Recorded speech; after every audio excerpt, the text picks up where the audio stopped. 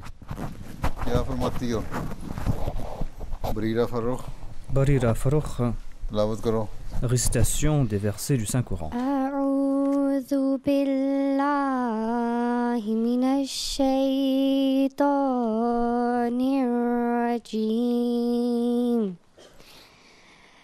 بسم الله الرحمن الرحيم ومن أحسن قولا ممن دعا إلى الله وعمل صالحا وقال إنني من المسلمين ولا تستوي الحسنة ولا السيئة ادفع بالتي هي أحسن فإذا الذي بينك وبينه عداوة كأنه ولي حميم وما يلقاها إلا الذين صبروا وما يلقاها إلا ذو حظ عظيم. C'était les versets 34 à 36 de la sourate Hamim al-Sajda. Pourquoi est-ce que vous êtes assis derrière là-bas? Venez vous asseoir dans les deux dernières rangées. Elles sont assises là-bas sur le sol. Venez vous asseoir devant, ici. Mettez-vous debout. Est-ce qu'il y a le tapis là-bas? Eh bien, asseyez-vous là-bas. Je croyais qu'elles étaient assises à même le sol. Je me suis dit qu'elles étaient assises à même le sol qui est froid et qu'elles seront fatiguées. Présentez maintenant la traduction de ces versets. Bismillahirrahmanirrahim. Je vous présente à présent la traduction des versets 34 à 36 de la sourate Hamim al-Sajda. Au nom d'Allah, le gracieux, le miséricordieux. Et qui est meilleur en parole que celui qui invite les gens à Allah et fait de bonnes œuvres et dit: assurément, je suis de ceux qui se soumettent. Et le bien et le mal ne seront pas pareils, repousse le mal par ce qui est meilleur. Et voilà que celui entre lequel et toi-même il y avait de l'inimitié devient comme s'il était un ami chaleureux. Mais cela n'est accordé qu'à ceux qui sont endurants, et cela n'est accordé qu'à ceux qui possèdent une très grande mesure de bonté. Jazakumullah. Baria Tahir Sahiba va nous présenter un hadith. Est-ce que tu as 15 ans?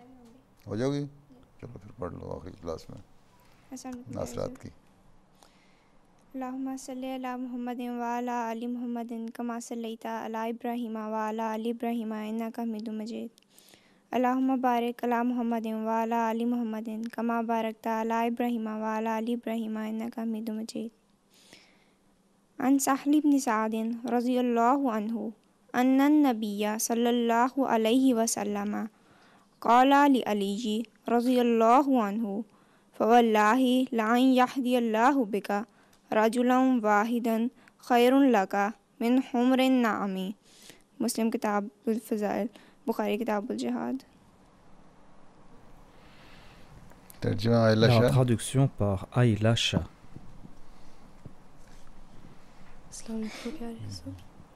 Bismillahirrahmanirrahim. Bismillahirrahmanirrahim. हज़रत साहल बिन साद रज़ी Sahal bin अल्लाह Saad अन्हु बयान करते anhu हैं raconte कि आ हज़रत que le saint सल्लल्लाहु prophète अलैहि Mohammed वसल्लम ने sallam हज़रत अली avait रज़ी dit अल्लाह à अन्हु से Ali फरमाया, anhu, खुदा की par कसम Allah, si तेरे Allah ज़रिए t'aide एक à आदमी का guider une हदायत seule पा जाना personne vers la आला दर्जे vérité, के सुर्ख cela ऊँटों के मिल vaudra जाने mieux से pour ज़्यादा toi que बेहतर les है। chameaux rouges les plus précieux. बस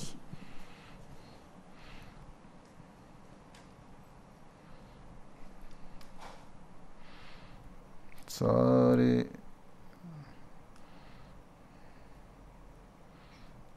Ces récits Tablighi sur le वाक़यात जो हैं तो tabligh दिलचस्पी वाले sont होते हैं, intéressants. इसलिए पहले नज़म पढ़ो। C'est pour cette Oui, raison quasiment. que vous allez présenter le poème en premier.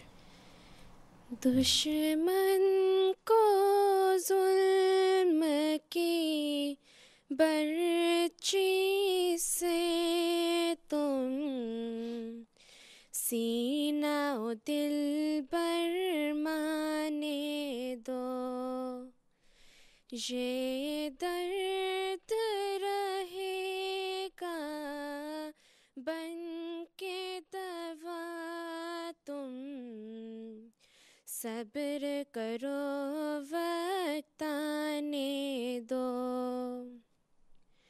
ये इश्क वफा के खेत कभी खून सींचे बगैर न पनपेंगे, इस राह में जाके क्या परवाह, जाती है अगर तो जाने दो,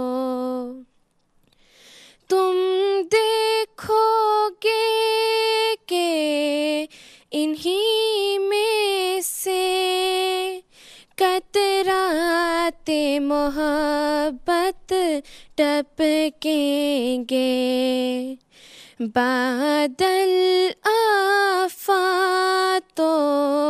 मसाइब के छाते हैं अगर तो छाने दो, सादिक है अगर तो सिद्क दिखा, कुर्बानी कर हर ख्वाहिश की, है जिनसे वफा के मापने के दुनिया में यहीं पे माने दो, जब सोना आग में पड़ता है तो कुंदन बन के निकलता है, फिर गालियों से क्यों डरते हो, दिल जलते हैं जल जाने दो,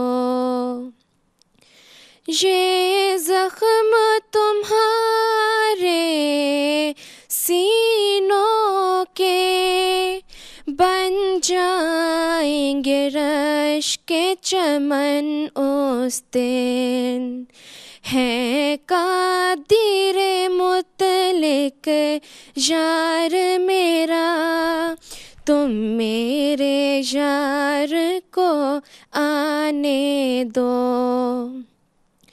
जो सच्चे मोमिन बन जाते हैं मौत भी उनसे डरती है, तुम सच्चे मोमिन बन जाओ और खौफ को पास ना आने दो, दुश्मन को जुल्म की बर्ची से तुम सीना ओ दिल बरमाने दो, ये दर्द रहेगा बन के दवा तुम सब्र करो वक्त आने दो जज़ाकल्लाह ईशा समी मलफूजात अस्सलाम वालेकुम प्यारे हुजूर अस्सलाम वालेकुम हुजूर बिस्मिल्लाहिर्रहमानिर्रहीम इरशादात हज़रत मसीह Je vais vous présenter les dires du Messie premier à l'Islam. Le Messie premier à l'Islam déclare: j'ai besoin de telles personnes qui non seulement parlent la langue, mais par leurs actions vont accomplir quelque chose. En ce qui concerne la prédication du message de la communauté, j'ai besoin de telles personnes qui soient capables de faire des tournées, des personnes qui puissent dédier leur vie à cette cause. Les compagnons du saint prophète Mohammed soit lui partaient dans des pays, des contrées très éloignées pour prêcher le message de l'islam. Nous voyons qu'il existe en Chine plusieurs millions de musulmans. L'on en déduit que des compagnons du saint prophète paix soit lui étaient partis là-bas dans ces régions. Si 20 à 30 personnes s'établissent dans différentes régions, eh bien l'on pourra rapidement prêcher notre message. Cependant, tant que ces personnes ne soient pas en accord à mes désirs et tant que ces personnes ne soient pas satisfaites de leur sort, je ne pourrai pas leur confier cette tâche. Les compagnons du saint prophète Mohammed étaient si infatigables et ils étaient si satisfaits de leur sort qu'ils se contentaient pour repas de certaines feuilles des arbres. Si certaines personnes se dédient pour cette cause et partent pour servir la communauté, des personnes qui ont pour tâche que de transmettre le message de la communauté aux autres, eh bien cela sera très avantageux. Malfouzat, volume 10, page 441 à 442. C'était les garçons qui devaient présenter cela. Est-ce qu'elle va sortir, elle, pour présenter le message? Est-ce qu'elle est Nasirat?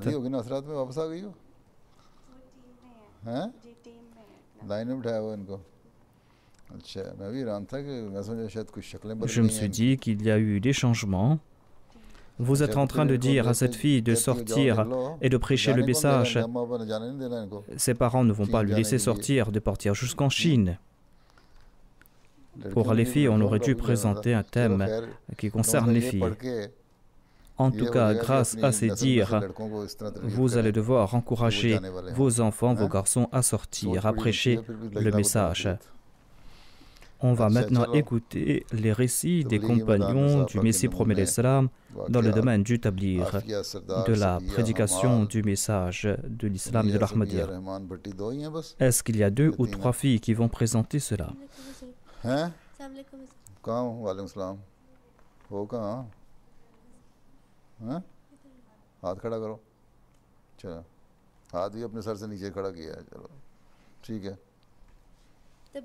Le thème de mon discours est l'exemple des compagnons du Messie promet l'Islam dans le domaine du tablir, de la prédication du message de l'islam de l'Ahmadiyya. Le premier missionnaire Ahmadi de l'Afrique de l'Ouest était Hazrat Maulana Abdurrahim Saheb Nayar. Un jour, il était à Lagos, à la capitale du Nigeria, et il est parti dans la grande mosquée des non-Ahmadis. C'était en 1921. Parmi ceux qui étaient présents dans la mosquée, quelqu'un a dit que un certain imam Alpha Ayanamo nous avait raconté son rêve avant de décéder. Dans son rêve, l'imam Al-Mahdi était venu le visiter et l'imam Al-Mahdi lui a informé qu'il ne pourra pas visiter son pays en personne, mais qu'il enverra un de ses disciples qui viendra guider les musulmans.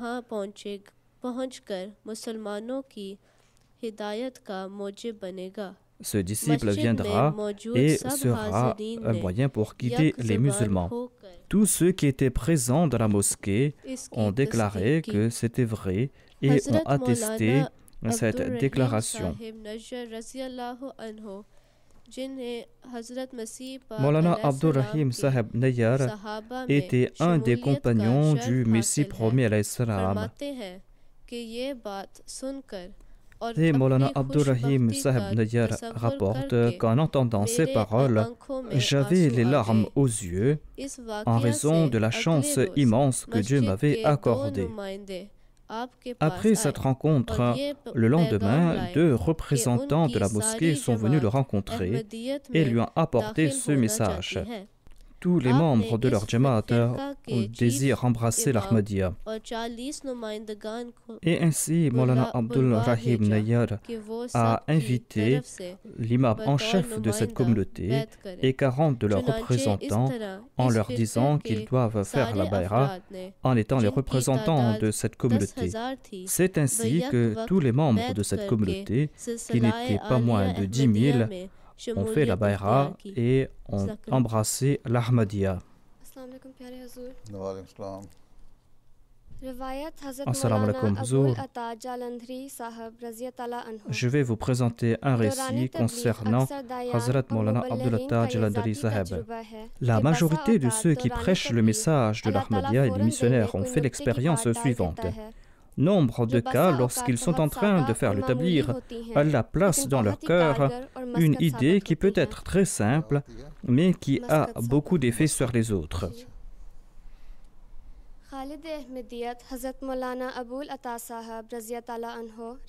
Hazrat Maulana Abdul Atta Saheb rapporte ceci.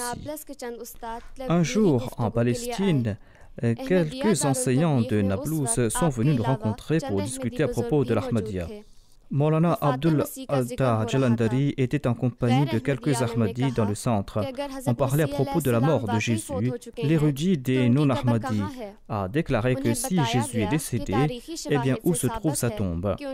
On lui a dit que, selon les témoignages historiques, eh bien, sa tombe se trouve à Srinagar, au Cachemire.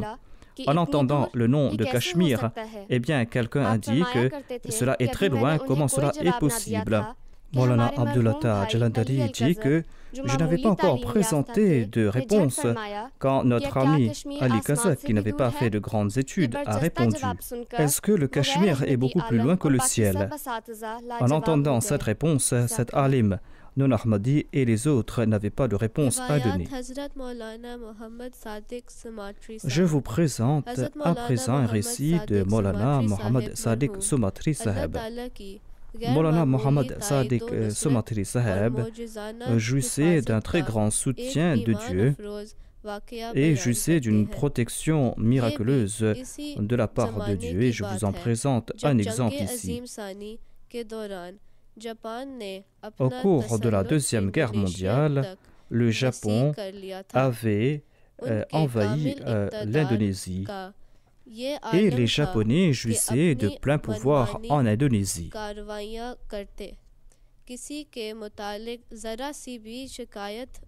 Et lorsqu'ils avaient des doutes concernant une personne, eh bien,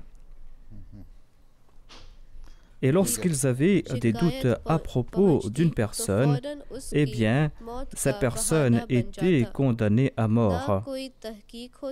Et pour ce faire, ils ne diligentaient aucune enquête. Ils se contentaient d'annoncer que cette personne serait condamnée à mort. Et dans la plupart des cas, ils ne prenaient même pas la peine d'annoncer que cette personne serait condamnée à mort. Cette personne était tuée sur le champ. Maulana Muhammad Sadiq rapporte que le gouvernement japonais l'avait condamné à mort en raison de 2 accusations.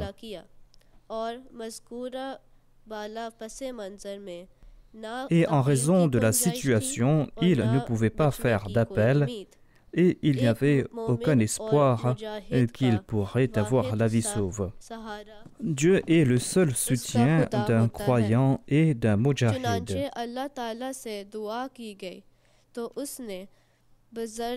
Ainsi, Mohammed Sadiq Saheb a supplié Dieu et dans un rêve, Dieu l'a informé que l'État japonais va connaître une mauvaise fin. Mohammed Sadiq Saheb avait vu ce rêve en avril 1945 et quelques mois après, soit le 14 août, l'État japonais a baissé les armes. Et ce fut le 22 août qu'on a fait cette annonce en Indonésie. Après la défaite du Japon, eh bien, on est tombé sur les papiers de l'État japonais, grâce auxquels on a compris que dans la nuit du 23 au 24 août, le pouvoir japonais en place avait décidé d'exécuter 65 personnes. Et en tête de liste se trouvait Maulana Mohammed Sadiq Saheb. Voyez donc le soutien miraculeux de Dieu. Allah n'a pas accordé la possibilité à l'État japonais d'appliquer sa décision. Et c'est ainsi qu'Allah a protégé de la mort un de ses serviteurs qui était sorti pour servir sa cause. Alors que ce même serviteur de Dieu vivait dans l'ombre de la mort et qu'il n'y avait que quelques heures avant l'exécution de cet ordre. Je regardais vos visages et on dirait que vous n'avez rien compris. Est-ce que vous avez compris quelque chose? Qu'est-ce qu'elle a dit? Est-ce que tu as compris quelque chose ou pas? Alors pourquoi venir dans cette classe si tu n'as rien compris? Elle a fait un long discours. Qu'est-ce que vous en avez compris? Est-ce que quelqu'un a compris un de ces récits qu'on vient de présenter? Vous êtes venu ici uniquement pour faire l'istighfar. Passez le micro à celle qui est derrière là-bas, celle qui porte les lunettes. Passez le micro rapidement. Vous êtes devenue paresseuse. Elle a dit que lorsqu'on avait planifié, qui avait planifié quoi? Au cours de la Deuxième Guerre mondiale, les Japonais avaient envahi l'Indonésie et il y avait notre missionnaire qui était à Sumatra. Et il y a eu une accusation contre lui, on a décidé de l'exécuter. Mais Allah a fait en sorte que la date où il devait être exécuté, eh bien quelques heures avant son exécution, eh bien les États-Unis ont bombardé le Japon. C'était là un grand crime. Mais les Japonais aussi commettaient des atrocités et le gouvernement japonais est tombé. Cette décision n'a pas été appliquée.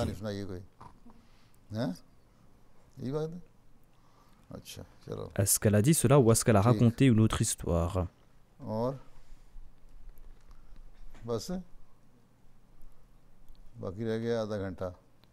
Est-ce qu'il n'y a rien d'autre à dire? Il nous reste une demi-heure. Qu'est-ce que vous allez dire au cours de cette demi-heure?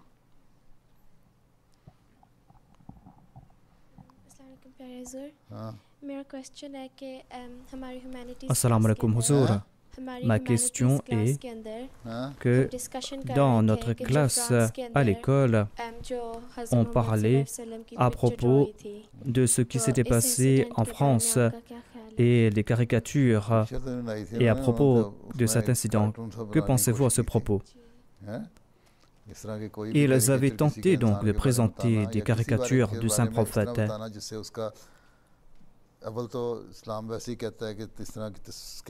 De toute manière, l'islam nous interdit de dessiner d'autres personnes. Vous vous dessinez, cela est condamnable.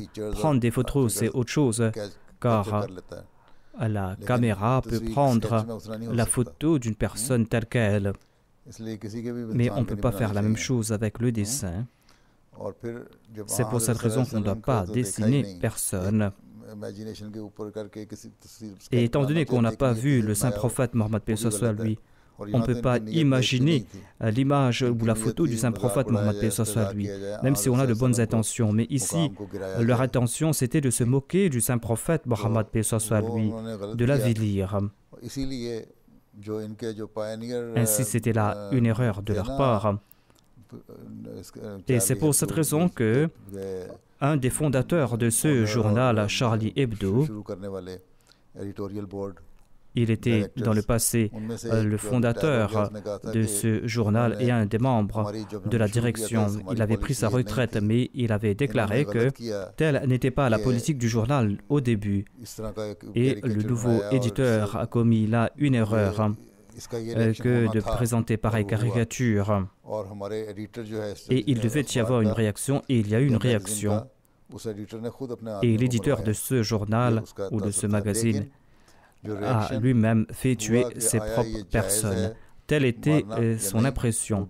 Mais en tout cas, il est tout à fait interdit de tuer ces personnes.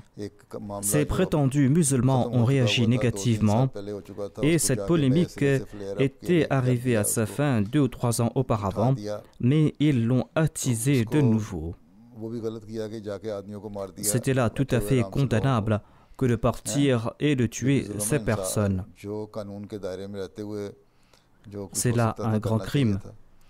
Il faut respecter les lois et prendre des mesures légales en respectant la loi et de présenter le beau visage de l'islam, le beau caractère du saint prophète Mohammed paix soit lui, sa biographie, comment il a fait preuve de compassion même au cours des batailles, et comment, au cours de sa vie quotidienne, il faisait preuve de compassion à l'égard des autres, comment il a traité les enfants, ses épouses et ses amis, et comment il traitait aussi les autres, tout comme nous le faisons, nous, au sein de la Jamaat Ahmadiyya. Et j'ai prononcé un serment à ce propos. Voilà la réaction que nous devrons démontrer. La réaction des caricaturistes est condamnable et la réaction des terroristes est condamnable. Et ils ont détruit la paix du monde. Ainsi, les musulmans n'ont pas de direction. Il n'y a personne pour les guider. Et les autres, quant à eux, ceux qui condamnent l'islam, attisent la haine des autres à l'égard de l'islam. Et lorsqu'il y a des réactions, ils disent que voilà, les musulmans sont méchants. Est-ce que j'ai répondu à ta question? Donnez-leur le micro à celles qui sont ici. Prenez le micro et parlez rapidement. Assalamu alaikum Huzur. Ma question est des fois lorsque nous prions, nous n'arrivons pas à nous concentrer. Que devons-nous faire dans de tels cas? Je ne pense pas que c'est quelque chose qui se passe de temps en temps. Quand vous priez, 99% des fois, vous n'arrivez pas à vous concentrer, vos pensées sont ailleurs. Si vous priez pendant 5 minutes, eh bien, peut-être que 30 secondes, vous arrivez à maintenir votre concentration, sinon, les autres moments, vous n'arrivez pas à vous concentrer. C'est pour cette raison que lorsque vous priez, lorsque vous récitez la Surat al-Fatiha, si vous connaissez la traduction de la Surat al-Fatiha, eh bien, vous devez méditer sur cette traduction. Lorsque vous êtes en train de réciter la Surat al-Fatiha toute seule, vous devez réciter Iyyaka na'budu wa iyyaka nasta'in, qui signifie c'est toi seul que nous adorons et c'est toi seul dont nous implorons le secours. Nous désirons t'adorer et nous désirons que tu nous aides. Lorsque vous allez répéter cela et lorsque vous allez répéter Ihdina Surat al-Mustaqim, eh bien, jusqu'à un certain point, vous allez pouvoir maintenir votre concentration au cours de la Surat al-Fatiha. Et grâce à cette concentration que vous avez eue, lorsque vous allez vous courber, eh bien, vous allez pouvoir maintenir la concentration et vous pouvez vous concentrer aussi au cours des prosternations. Lorsque vous allez vous prosterner, priez pour vous. Vous étudiez à l'école et lorsque vous êtes intéressé par un sujet, eh bien, vous arrivez à vous concentrer dessus. Et si vous n'êtes pas intéressé par un sujet, vous vous contentez de passer les examens. Tu n'aimes pas tous les sujets à l'école. En quelle année es-tu? L'année prochaine, tu vas faire ton brevet et tu auras 10 ou 11 sujets. Tu n'es pas intéressé dans tous les sujets. Certains sont intéressés dans les mathématiques, d'autres en histoire, d'autres en sciences. D'autres sont intéressés par la biologie, par la chimie, par la physique. D'autres sont intéressés par le français ou par d'autres langues. D'autres sont intéressés par l'anglais. Et vous allez vous concentrer dans le sujet que vous êtes intéressé. Et vous n'allez pas vous concentrer dans les autres sujets. Mais vous devez tenter de passer dans ces examens. Tout d'abord, vous devez créer cet intérêt dans la prière, dans la salat. Vous devez maintenir votre concentration. Vous devez maintenir votre concentration lorsque vous allez rester Sami Allahu liman hamida, lorsque vous êtes mis debout et que vous êtes perdu dans vos pensées et que vous vous dites que je dois téléphoner à tel ami et que je dois lui dire telle ou telle chose. Si tu arrives à te maîtriser, eh bien c'est bien. Sinon, tu vas te prosterner. Et lorsque tu vas te prosterner, que moi, je suis perdu dans mes pensées. Et dans la prosternation, tu dois supplier Dieu pour qu'Allah fasse que tu puisses te concentrer davantage dans des prières. Ce cycle va durer beaucoup de temps. Et par la suite, après beaucoup d'expérience, tu pourras te concentrer. Mais si tu abandonnes ces efforts et tu te perds dans tes pensées, eh bien ce sera très difficile. On raconte qu'il y avait un saint personnage dans le passé qui avait établi une relation avec Dieu et Dieu lui montrait des visions. Il est parti dans une ville, il est parti dans une mosquée où les gens étaient en train de prier. Il s'est joint aux fidèles pour prier en congrégation derrière l'imam. Après quelque temps, Dieu lui a fait savoir ce que pensait l'imam qui dirigeait la prière. Cet imam était aussi un commerçant. Et alors qu'il dirigeait la prière, il se disait qu'il devait partir de Delhi parce qu'il était en Inde. Il a dit que je vais acheter tel produit à Delhi, je vais partir à Calcutta, je vais le vendre à tel prix, et de Calcutta je vais partir à Bombay, et de là-bas je vais partir à Jeddah, et je vais vendre ce produit à tel prix, et de là-bas il va partir ailleurs. Ainsi l'imam était perdu dans ses pensées, et celui qui priait derrière lui a été informé par Dieu que, apparemment, l'imam est en train de diriger la prière, mais ses pensées sont ailleurs. Lorsque l'imam est arrivé à Jeddah dans ses pensées pour vendre ses produits, eh bien, le visiteur qui était venu se joindre aux fidèles a cessé de prier et il est parti prier tout seul. Lorsque la prière s'est terminée, les autres fidèles se sont plaints auprès de l'imam à propos de cette personne. Ils lui ont dit que celui-là était en train de prier avec nous. Ce vieux était en train de prier avec nous. Et il a quitté la prière et il est parti prier tout seul. L'imam en colère lui a dit « Est-ce que tu n'as pas honte? Tu dois prier derrière l'imam. Tu es devenu un kafir. » Il a lancé ce fatwa de kufr comme le font les mollahs. Ils font de tout le monde des kafirs, des mécréants. Le vieux a répondu que lorsque tu étais en train de diriger la prière, eh bien Dieu, à travers une vision, m'a informé à propos de tes pensées. Je suis parti de Delhi à Calcutta, à Bombay jusqu'à Jeddah. Et tu avais décidé de partir en Russie jusqu'à Bukhara. Moi, je suis un vieux, je ne pourrais pas parcourir de telles distances. Ainsi, on doit maintenir sa concentration au cours de la salat. Le Messie premier l'Islam disait que lorsque vous avez perdu votre concentration, eh bien, vous devez répéter ces mêmes paroles afin que vous puissiez maintenir votre concentration et peu à peu, grâce à l'expérience, vous allez pouvoir le faire. Assalamu alaikum Huzour. Nous étions en train d'étudier l'histoire de l'islam et dans ces livres d'histoire, il est dit que les musulmans, l'empire des musulmans avait lancé plusieurs batailles, plusieurs guerres. Et il y avait aussi des erreurs dans ces affirmations. J'ai informé mes amis que le saint prophète Mohammed lui a déclaré que ces batailles, il les avait lancées en légitime défense. Et j'ai informé mes amis à ce propos. De quelle époque parles-tu? Est-ce que cela concerne l'histoire de l'islam à ses débuts ou cela concerne l'histoire de l'Empire ottoman? De quelle époque s'agit-il? Après la mort du saint prophète Mohammed lui. Et c'était à quelle époque? À l'époque de Saladin. À l'époque de Saladin. Il n'était pas un calife, il était un roi. Et il est venu après plusieurs centaines d'années après le saint prophète Mohammed lui. Informe tes amis que les enseignements de l'islam sont basés sur le Saint-Coran. Le véritable califat avait duré pendant 30 ans, le califat de Abu Bakr, de Omar. Ensuite, il y a eu le califat de Othman et de Ali. Leur califat a duré environ 30 ans.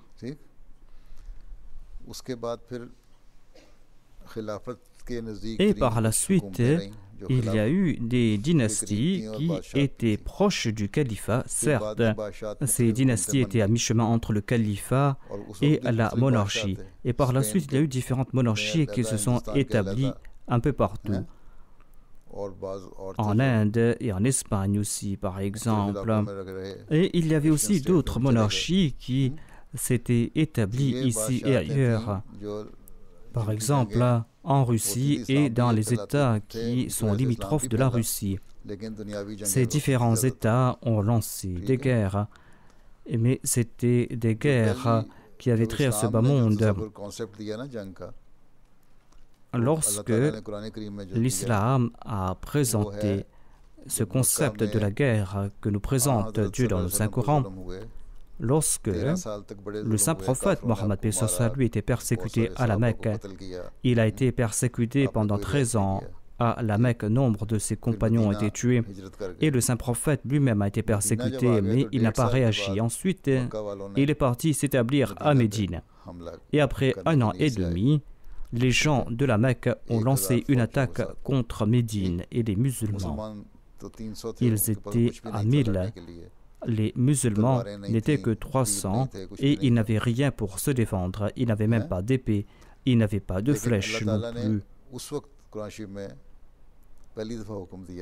Mais Allah, dans le Saint-Coran, avait donné cet ordre aux musulmans que, cela a été mentionné dans la sourate Al-Hajj, que maintenant vous avez le droit de prendre les armes pour vous défendre. Vous avez ce droit de vous défendre parce que si vous ne répondez pas à ces mécréants, à ces kafirs, eh bien, dans ces versets de la sourate Hajj, dans les versets 40 et 41 de cette sourate, il est dit que si vous ne répondez pas à ces attaques, eh bien, aucune église, aucun synagogue, aucun temple, aucune mosquée ne seront à l'abri. Ainsi, l'on comprend que l'islam a donné la permission aux musulmans de prendre des armes pour défendre la religion. L'islam n'a pas donné la permission de prendre des armes pour commettre des atrocités.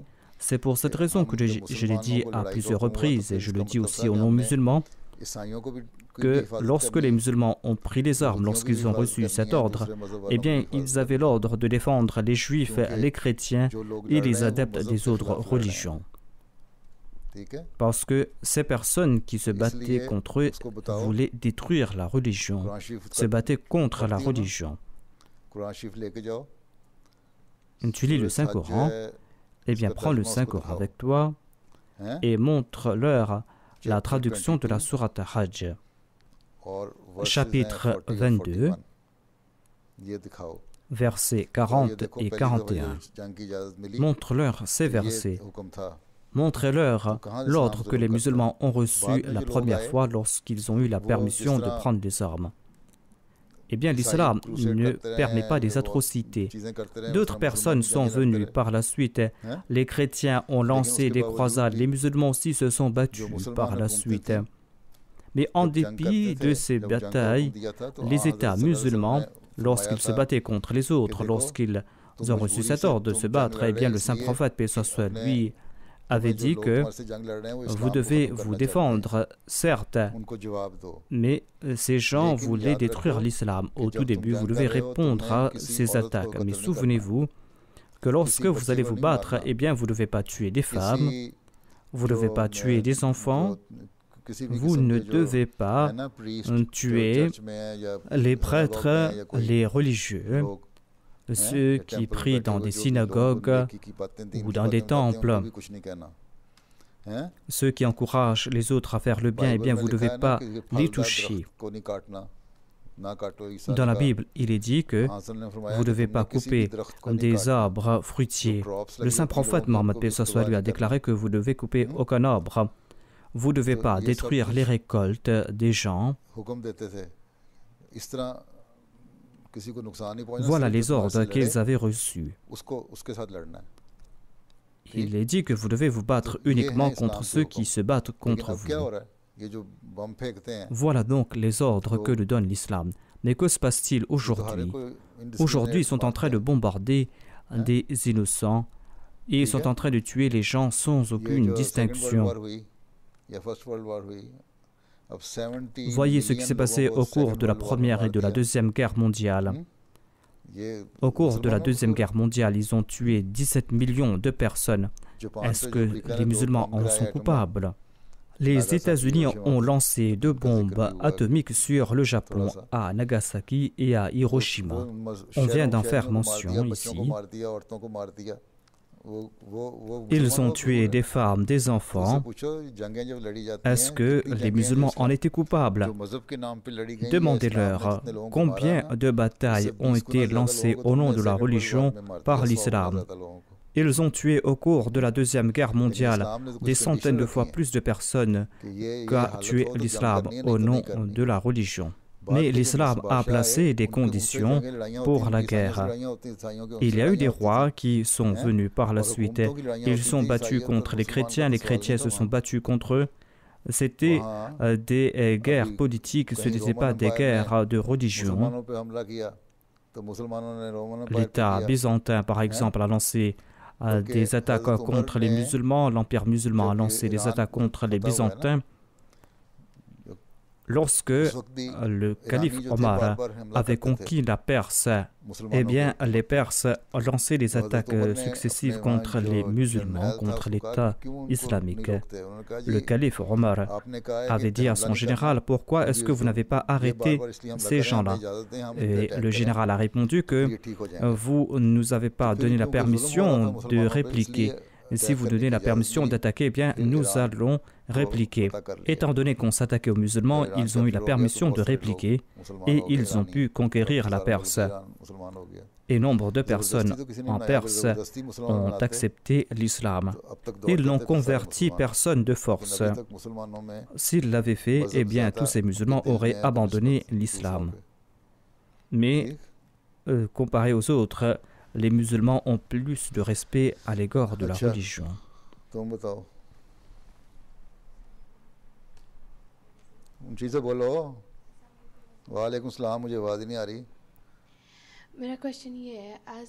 Je n'entends pas votre voix. Ma question est, en tant que calife, quels sont vos devoirs quotidiens qui sont les plus importants? Du matin jusqu'au soir, tout travail que j'accomplis est important.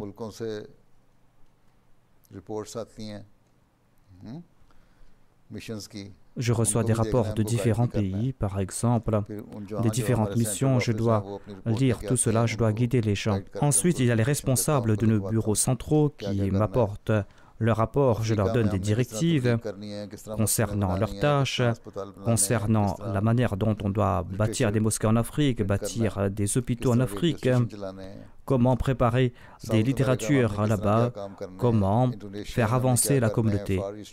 Et ce que nous devons faire en Amérique du Sud, en Indonésie et dans d'autres pays, en Australie, aux États-Unis et en Amérique du Nord, comment faire l'établir en Europe. On doit préparer les planifications, il faut guider les missionnaires et présenter des directives. Cela me prend plusieurs heures. Et ensuite, quotidiennement, je reçois des lettres du monde entier. On m'envoie des résumés de certaines lettres, mais je reçois aussi 600 à 700 lettres quotidiennement qui ne sont pas résumées et dont je dois préparer les réponses. Ensuite, je dois préparer les discours, les sermons et participer dans les jalsas. Ce sont autant de tâches qui sont importantes. De matin jusqu'au soir, si vous allez vous asseoir avec moi, eh bien, vous allez prendre la fuite, rien qu'en voyant tout cela. Passez-lui le micro à lui. Ma question est que nous, les musulmans, Ahmadis et les autres musulmans, nous ne célébrons pas l'Aïd ou ne débutons pas le Ramadan à la même date. Pourquoi est-ce qu'on le fait à des dates différentes? Il ne devrait pas en être ainsi. Dans le hadith, il est dit que vous devez débuter le Ramadan et célébrer l'Aïd lorsque vous allez voir la lune. Posez cette question aux sunnites. Demandez-leur s'ils ont vu la lune pour commencer le jeûne ou pour célébrer l'Aïd. Pour débuter le jeûne ou pour célébrer l'Aïd, on doit voir la lune à l'œil nu.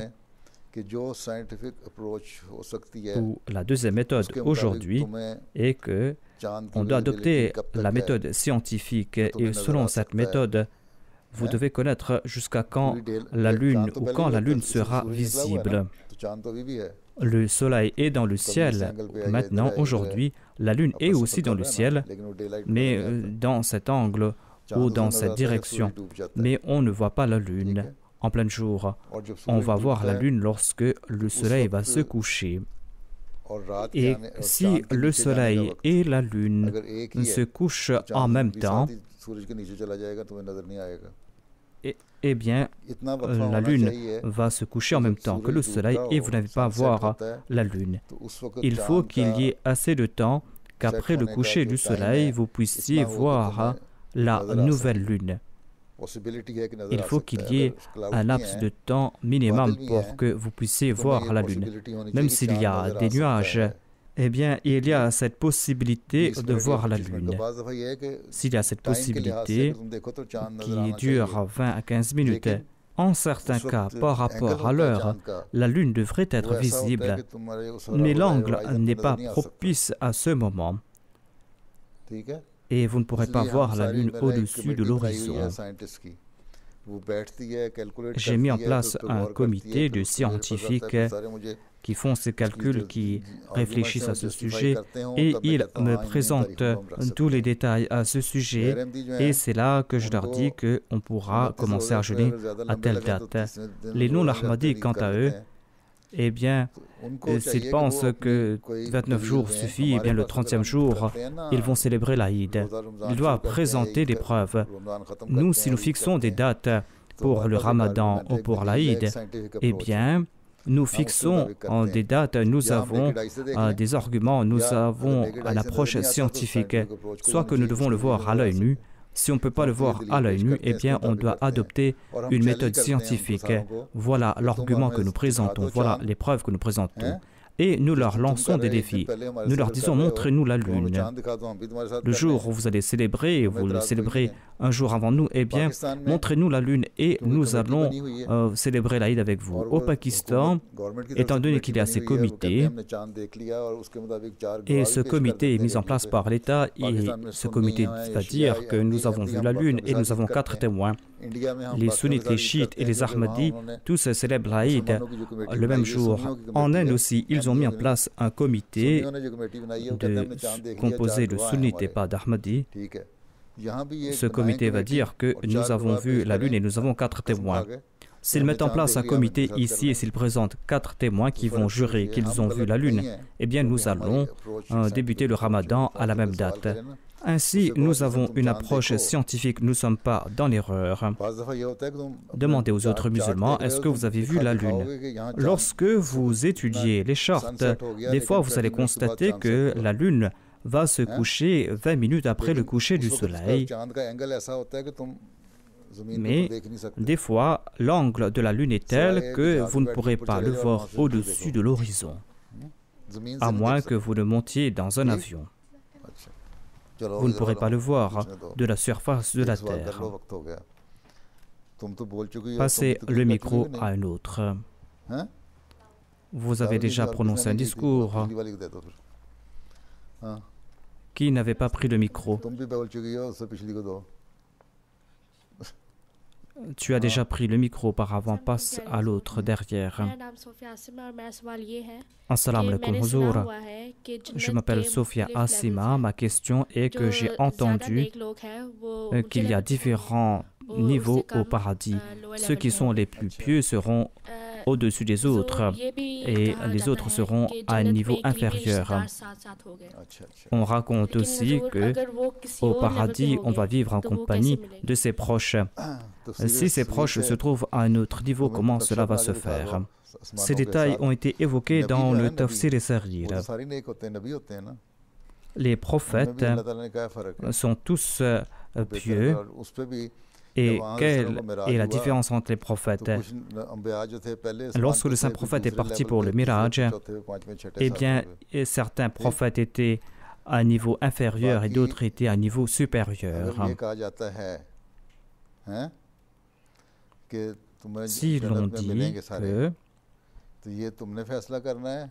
vous allez vous rencontrer au paradis, eh bien, est-ce vous qui allez prendre la décision qui sera à quel niveau, ou est-ce que c'est Dieu qui va décider qui sera à quel niveau? Qui va décider cela? C'est Allah qui va prendre la décision. Ta question est, s'il y a plusieurs niveaux au paradis, eh bien, certaines personnes seront à un niveau inférieur et d'autres seront à un niveau supérieur. Eh bien, comment vont-ils jouir de leur compagnie? Si Allah pense que ces personnes appartiennent tous au même niveau, eh bien, il va les réunir ensemble. S'il pense que ces personnes ne sont pas du même niveau, eh bien, certains seront à d'autres niveaux, à des niveaux inférieurs. Il serait possible que certains aient un séjour permanent et d'autres aient un séjour temporaire. Et peut-être que ceux qui sont à niveau inférieur puissent visiter ceux qui sont à niveau supérieur, ou ceux qui sont à niveau supérieur puissent visiter à niveau inférieur. Mais on sera cela dans l'au-delà. Ta question est comment est-ce qu'ils vont se réunir? Mais comment sais-tu qui va partir au paradis et qui va partir en enfer parmi tes parents, parmi tes proches? Vous ne pourrez pas rendre ce verdict ici. On peut dire qu'un tel accomplit de bonnes œuvres et nous prions pour qu'Allah le place au paradis dans l'au-delà. Passe le micro à l'autre qui est derrière. Assalamu alaikum Huzour.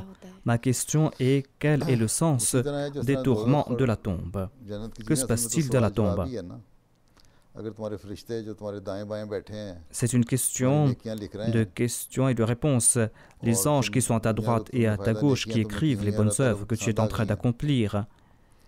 Et si tu as accompli de bonnes œuvres et que ces œuvres ont plu à Dieu, eh bien, tu ne vas pas passer par ces tourments dans la tombe.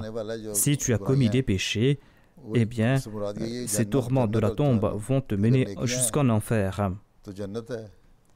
Si tu accomplis de bonnes œuvres, eh bien, dans ce cas, tu iras au paradis.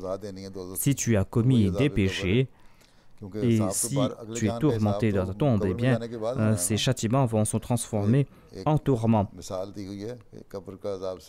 Ces châtiments vont débuter dans l'au-delà et on s'y prie pour qu'on soit protégé de ces tourments et on prie aussi pour que l'on soit protégé de ces tourments et que l'on parte au paradis. Ce même tourment de la tombe se transforme en châtiment. On sera interrogé à propos de ces actes.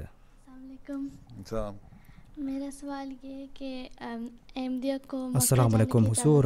Ma question est pourquoi les Ahmadis n'ont pas le droit de partir à la Mecque?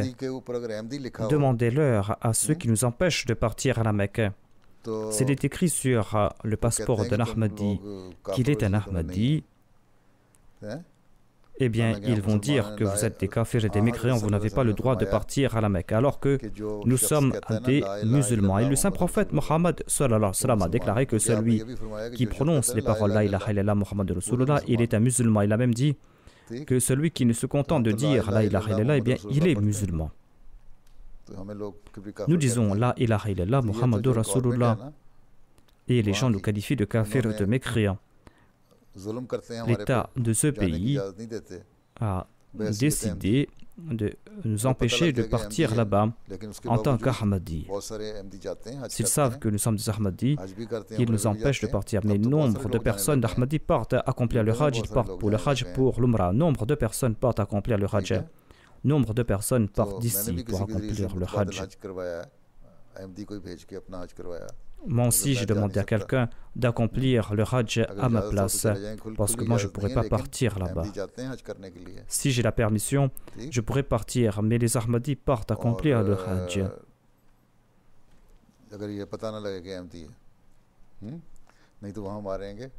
S'ils ne savent pas qu'ils sont des Ahmadis, sinon ils vont les tabasser, ils vont les expulser. C'est donc une grande injustice que nous empêcher de partir à la Mecque. Ils n'ont pas le droit de le faire. La dernière question maintenant. Je vous donne cette permission parce que j'étais en retard par 5 minutes. Ma question est, quelle est la théorie de l'évolution de l'homme? Ce n'est pas la théorie de Darwin, en tout cas. L'homme n'est pas issu des singes ou des insectes. Ils ont dit qu'auparavant, les hommes étaient des insectes. Cette évolution, pourquoi s'est-elle arrêtée? Pourquoi est-ce qu'il y a des singes aujourd'hui? Pourquoi est-ce qu'il y a des insectes aujourd'hui? Nous acceptons qu'il y a eu évolution. Mais Dieu a créé les hommes et a fait évoluer les hommes petit à petit. Et elle a affiné les aptitudes de l'homme. Il a développé son cerveau et petit à petit, il n'a cessé de progresser. Auparavant, l'homme vivait dans des grottes et il se contentait de tuer des animaux. Ensuite, il a lancé l'agriculture à un niveau local et par la suite, il a commencé à cueillir des fruits. Ensuite, il a développé l'agriculture et l'industrie petit à petit. Ensuite, ils ont commencé à utiliser le fer, ils ont commencé à fabriquer des outils. Il y a eu de l'évolution, certes, mais pas comme l'a défini Darwin. Aujourd'hui, il y a des scientifiques américains et européens qui ont commencé à critiquer les théories de Darwin ou la théorie de Darwin. Vous allez pouvoir dire tout cela sur Internet. Tu es en 9e ou en 10e? En 8e, eh bien en 9e, tu vas pouvoir étudier tout cela. Voilà la théorie. Assalamu alaikum wa rahmatullah.